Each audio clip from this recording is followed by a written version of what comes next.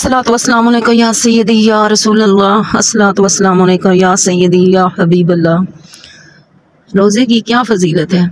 रोज़ादार के तमाम गुनाह माफ़ हो जाते हैं। रोज़े का सवाब अल्लाह ने अपने ज़िम्मा लिया है। रोज़े के बराबर कोई चीज़ नहीं। रोज़ादार के लिए जन्नत का वादा है।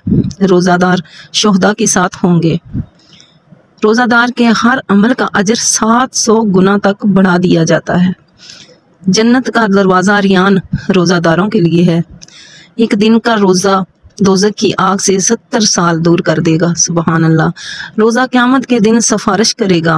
रोज़ा गुनाहों से बचने के लिए ढाल है। रोज़ेदार के मुंह की बो कस्तूरी से ज़्यादा पकीज़ा है।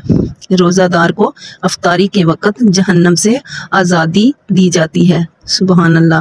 रोज़ादार की दुआ कबूल की जाती है।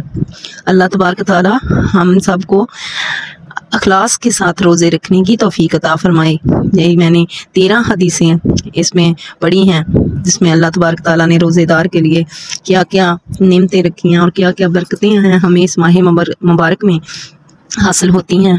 वो शैतान जो 11 महीने इंसान के ऊपर मुसल्लत होने की कोशिश करता रहता है, छोटे मोटे गुनाह करवाता है और बहुत ज़्यादा बड़े भी हो जाते हैं इंसानों से गुनाह निकलना। रब्बुल आलमीन फरमाता है मेरा बंदा जब तक तौबा इस्तग़फ़ार करता रहेगा तो मैं अपने बंदे को माफ़ फरमा दूँगा।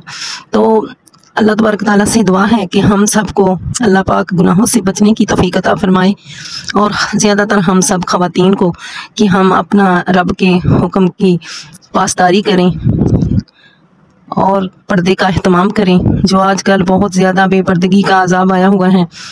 अल्लाह तबारक तआला सब माँओं को, बहनों को, बेटियों को बाहया बनाएं और बापर्दा बनाएं। इस माह मुक़द्दस के सदक़े हम सब को प्यारी फ़ातिमा रज़ी अल्लाह तआला अन्हा की सीरत तैयबा पे अमल करने वालियाँ बनाए।